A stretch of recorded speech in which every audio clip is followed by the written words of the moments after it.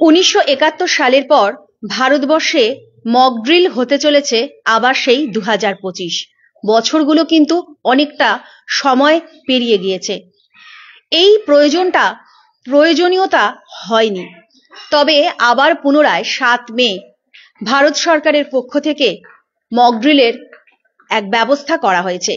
দেশের 259টি জায়গায় এই মক ড্রিল চলবে এবং তার মধ্যে উত্তরবঙ্গেরও একাধিক স্থান রয়েছে। এই মক ড্রিলটা কি এবং কেন এই মক ড্রিল সাধারণ নাগরিকদেরকে নিয়ে করা হয়, এই সমস্ত নিয়ে খবর সময় পেজে আমরা কিন্তু এই সম্পর্কে আপনাদেরকে জানিয়েছি। একজন রিটায়ার্ড সেনা আধিকারিক তিনি আমাদেরকে জানিয়েছেন কি হয়, কেন হয়। কিন্তু আজ এই মুহূর্তে আমরা খবর সময় টিম হাজির হয়ে গিয়েছি আমাদের শহরের প্রবীণ সাংবাদিক নিধুভূষণ দাসের সঙ্গে, এবং তিনি কিন্তু তার অভিজ্ঞতা আমাদের কাছে শেয়ার করবেন সেই সময়ের, যেই সময় ইন্দো পাক যুদ্ধ হয়েছিল। এবং ইন্দো পাক যুদ্ধের সময় ঠিক এইভাবেই মক ড্রিলের ব্যবস্থা হয়েছিল, যদিও সেই সময়টা কিন্তু পূর্ব পাকিস্তানে তিনি যখন ছিলেন, কারণ তিনি পূর্ব পাকিস্তান থেকেই কিন্তু এই বাংলায় এসেছেন এবং তারপর থেকে তিনি এখানে রয়েছেন। তবে সেই যে এক অভিজ্ঞতা, সেই অভিজ্ঞতাগুলো আমরা একটু একটু করে জেনে নেওয়ার চেষ্টা করব স্যারের কাছ থেকে, এবং অবশ্যই বলবো যে আবার নতুন করে এই ভাবা হচ্ছে কেন্দ্রের পক্ষ থেকে বা সরকারের পক্ষ থেকে, যে কোনো কারণেই হোক না কেন, সেই কারণের দিকে না হয় আমরা না গেলাম। আপনার সেই সময়ের অভিজ্ঞতাটা কেমন ছিল? সালটা কি ছিল? কি হয়েছিল? সালটা ছিল 1965 এবং খুব সম্ভবত সেপ্টেম্বর মাসে হয়েছিল যুদ্ধটা। 13 দিন চলছিল ভারত এবং পাকিস্তানের মধ্যে। তো সেই সময় আমি ক্লাস 6-এ পড়ি। আমাদের স্কুলে বলা হলো যে আমাদের ওই যে যুদ্ধ লাগলে, বিশেষ করে বিমান হামলার সতর্কবার্তা আসলে তখন কিভাবে নিজেদের আত্মরক্ষা করা এবং কোথায় কিভাবে আশ্রয় নেওয়া, কি পদ্ধতি অবলম্বন করা উচিত এবং করতে হবে, সেই সম্পর্কে আমাদের শেখাবেন আর কি। কারা শিখিয়েছিল সেটা আমার মনে নেই এখন। তো সেইখানে ট্রেঞ্চ কাটা, মানে মাটি খুঁড়ে লম্বা করে, তারপরে জেড এক্স এইরকম করে তোমার গর্তের মতো করা, যেখানে গর্তের এয়ার রেড সাইরেন হলেই সেই গর্তে লুকিয়ে পড়ার চেষ্টা, এটা ছিল। তারপর ব্ল্যাক আউট জিনিসটা কি, ব্ল্যাক আউটটা হলে কি করতে হবে, এবং সেই সময় এয়ার রেড সাইরেন হলেই ব্ল্যাক আউট করে দেওয়া, এবং সেই সময় নাগরিকের কর্তব্য কি এবং কি সতর্কতা অবলম্বন করতে হবে নিজেদের আত্মরক্ষার জন্য, সেই বিষয়গুলি শেখানো হয়েছিল। কি শেখানো হয়েছিল সেই সময়?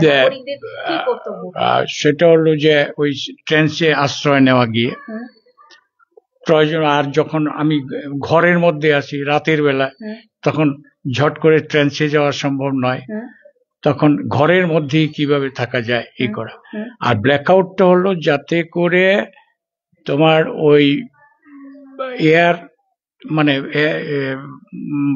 পাইলট, জঙ্গি বিমানের পাইলট যাতে বুঝতে না পারে এখানে মানে মানুষের জনবসতি আছে, সেই জন্য ওই সব লাইট বন্ধ করে দেওয়া। তারপরেও মানে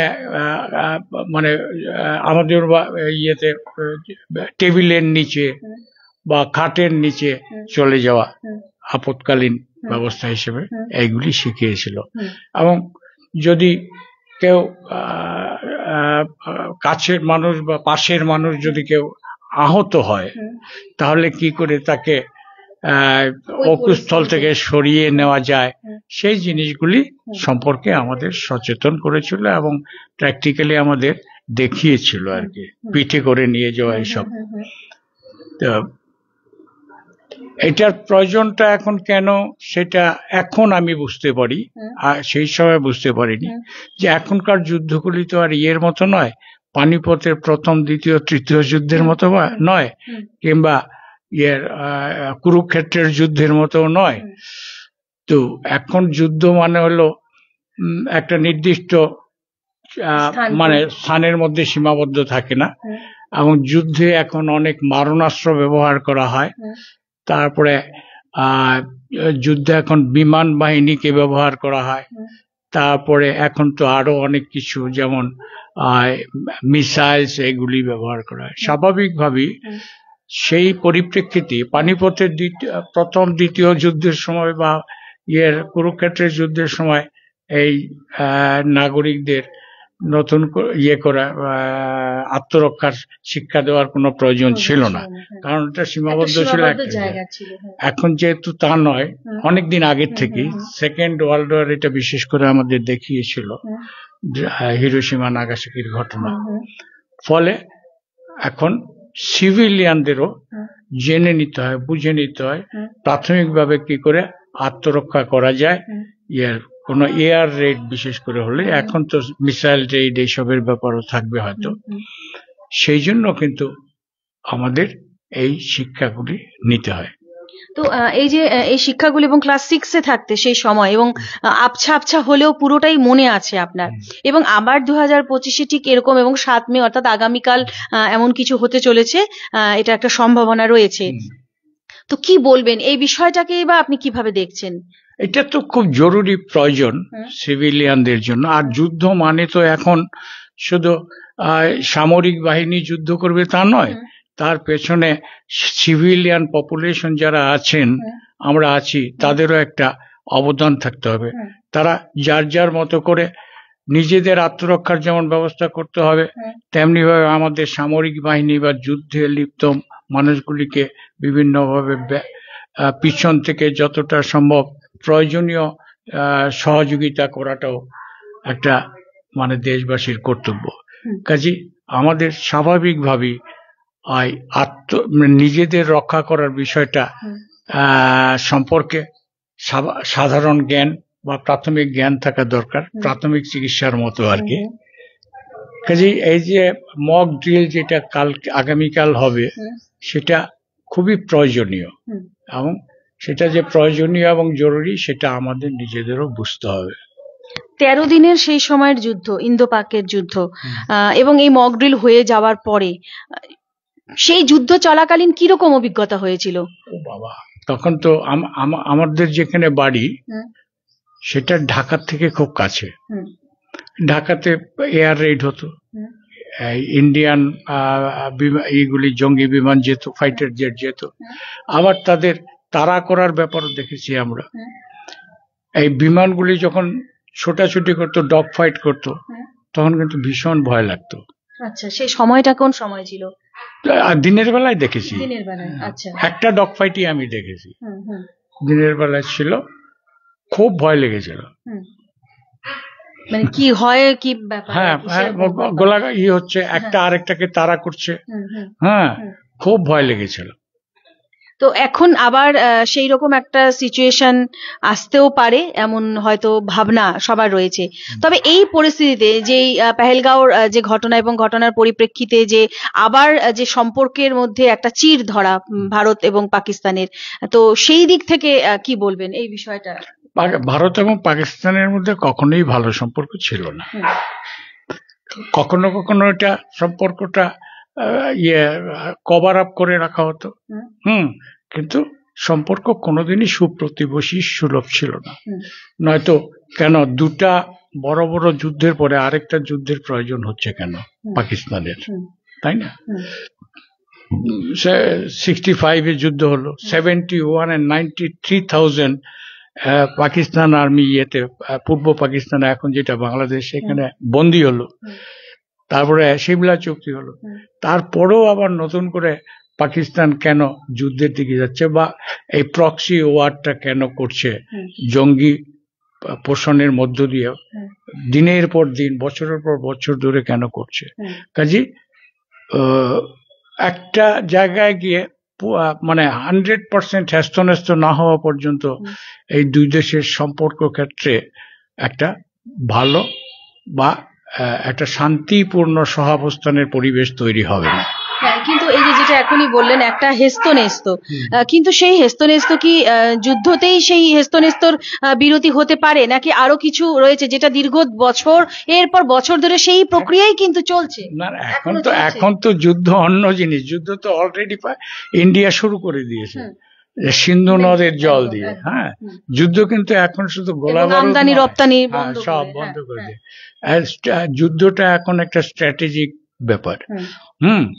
এবং স্ট্র্যাটেজিক ছাড়াও সেটা অনেক উইজডমের দরকার। যুদ্ধ জয় করতে হলে, যুদ্ধে শত্রুকে পরাভূত করা বা ইয়ে করা, দুর্বল করার ক্ষেত্রে অনেক রকম কৌশল অবলম্বন করতে হয়।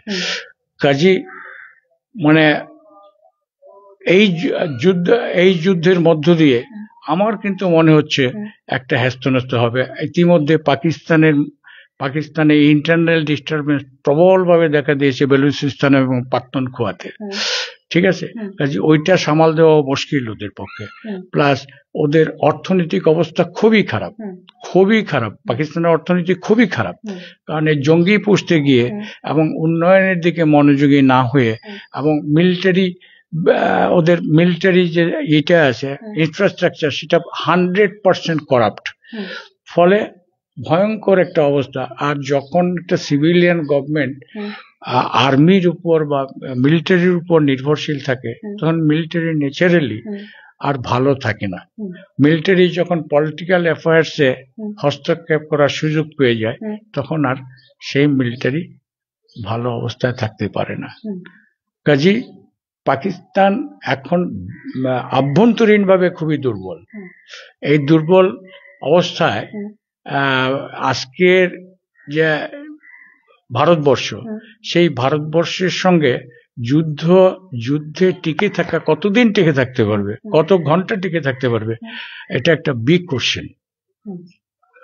কাজে এইবার যদি যুদ্ধ হয়, তাহলে পাকিস্তান ভীষণভাবে নাস্তানাবুদ হবে।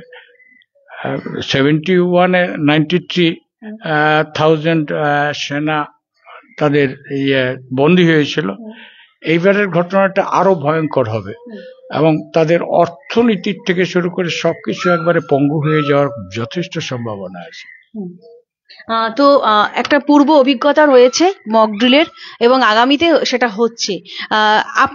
আপনার সেই পূর্ব অভিজ্ঞতা থেকে সকলের জন্য কি থাকবে, কি মেসেজ থাকবে আপনার তরফে? মেসেজটা থাকবে যে এই মক ড্রিলে সবারই পার্টিসিপেট করা উচিত, এবং তার মধ্য দিয়ে আমরা যেমন দেশের সেবা করতে পারি, তেমনি ভাবে আমাদের নিজেদের আত্মরক্ষার বিষয়গুলি জানতে পারি, এবং আমার সহযোগী মানুষদের এই মানে যখন এইরকম কোনো ঘটনা ঘটে যাবে, পরিস্থিতি হবে, তখন অন্যদেরও আমি যদি ট্রেন্ড হই, তাহলে আমি তাকে সহযোগিতা করতে পারি। সেই কারণেই এবং দেশের বৃহত্তর স্বার্থে এই যে ব্ল্যাক আউট হবে, সেইটাতে পার্টিসিপেট করা উচিত। সেই বিষয়গুলি আমরা জানি যদি ভালো করে, তাহলে আমরা আসলে একটা প্রত্যেকে আমরা দেশপ্রেমিকের দায়িত্ব পালন করতে পারবো। একদম ধন্যবাদ আপনাকে স্যার।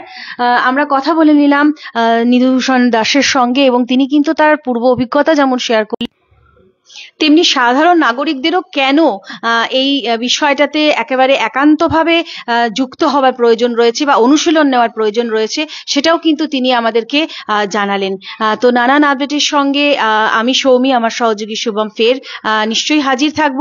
অবশ্যই আমরা দেশের স্বার্থে, বৃহত্তর স্বার্থে এই একটা গুরুতর বিষয়ের সঙ্গে আমরা নিজেদেরকে যুক্ত করতে পারবো, এটাই বোধহয় এই মুহূর্তে সকলের অঙ্গীকার থাকার প্রয়োজন রয়েছে। ধন্যবাদ।